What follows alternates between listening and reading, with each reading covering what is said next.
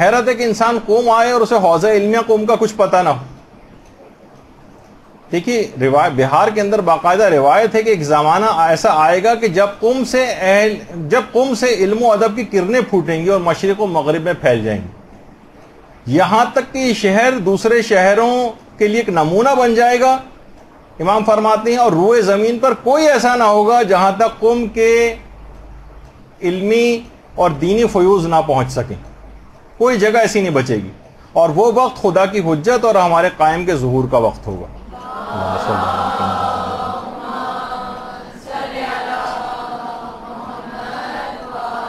اچھا اب دیکھیے قوم کا یہ حوضہ ترقی کا زکریہ ابن آدم، پھر احمد ابن اسحاق قمی، پھر اس کے بعد شیخ صدوق، اور اس کے بعد پھر مرزا قمی اور ملا صدرہ اور آیت اللہ شیخ عبد الکریم حائری، ان کے بعد آیت اللہ بروجردی کے بعد امام خمینی، اور آج مراجع اب رہبر معظم وہاں پر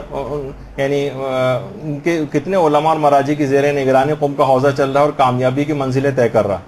اور جو وہاں مدرسے ہیں باقاعدہ مدرسہ فیضیہ، اگر آپ وہ بھی دیکھیں کہ باقاعدہ انقلاب کے اندر مدرسہ فیضیہ کا کتنا بڑا کردار تھا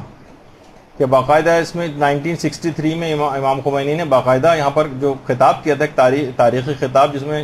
شاہ کے خلاف بھی تقریر کی تھی،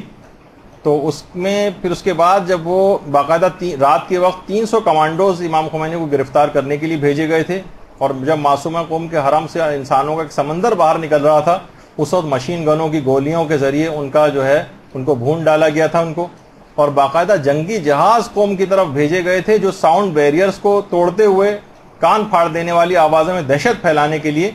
وہاں پر بھیجے گئے. اور کتنا زیادہ قتل عام وہاں پر قوم کے اندر ہوا تھا. اور 1964 میں جب پھر امام خمینی 63 میں تو گرفتار ہوئے تھے، اس کے بعد 64 میں جب رہا ہوئے ہیں تو پھر اسی مدرسہ فیضیہ کے اندر پھر خوشی کا ایک جشن ساز بھی جو ہے وہ منعقد ہوا تھا. اس کے علاوہ وہاں پر مدرسہ حجتیہ بھی اب اتنا وقت نہیں ہے، اور بہرحال آیت اللہ خوئی کا بھی ایک مدرسہ ہے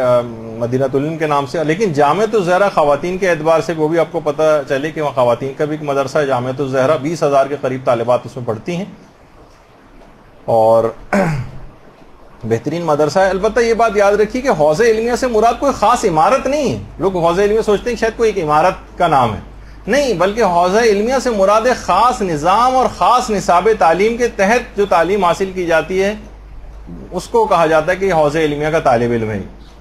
یعنی یہ تعلیم جو ہے مدارس میں بھی حاصل کی جاتی ہے، یہ مسجدوں میں بیٹھ کے بھی حاصل کی جاتی ہے، یہ امام بارگاہوں میں بھی حاصل کی جاتی ہے، حرموں کے صحن میں بھی حلقے بنا کے حاصل کی جاتی ہے. قم میں اس وقت تقریباً 50,000 طلبہ ہیں، 10,000 غیر ایرانی ہیں، تقریباً 40,000 ایرانی ہیں وہاں پر. تو بہرحال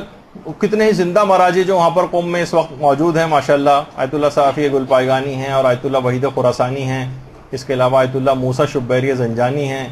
ناصر مکارم شیرازی ہیں، اس کے علاوہ آیت اللہ نوری حمدانی ہیں، اور رہبر معظم ہیں، جعفر سبحانی ہیں، اور حسن زادہ عاملی ہیں. تو کتنے ہی علماء اور مراجع کی پوری کہکشاں ہے کہ انسان جو ہے باقاعدہ اگر کوئی ممکن ہو سکے تو ان سے کسی سے ملاقات بھی کر کے دیکھے. اور کچھ ہی فاصلے پر وہاں سے قم سے شیخ صدوق اور ان کے والد کے قبریں بھی ہیں. مجھے بہت کچھ بیان کرنا تھا لیکن سب چھوڑتا ہوا آگے جانا پڑ رہا ہے مجھے، لیکن کیا کروں کہ شیخ صدوق بہرحال وقت اتنا نہیں رہا کہ شیخ صدوق وہ جن کو امام زمانہ کی دعا کے نتیجے میں جو پیدا ہوئے تھے. اللہم صلی علی محمد و علی محمد. اسی طرح سے آیت اللہ مرشی نجفی کی جو وہاں پر باقاعدہ لائبریری ہے اسے جا کر دیکھنا چاہیے. کس طریقے سے اتنی عظیم الشان لائبریری انہوں نے آیت اللہ مرشی نجفی نے وہاں پر قائم کی ہے، اور باقاعدہ اسی جگہ پر ان کی وصیت کے مطابق وہیں پر ان کو دفن بھی کیا گیا. برحمتك يا أرحم الراحمين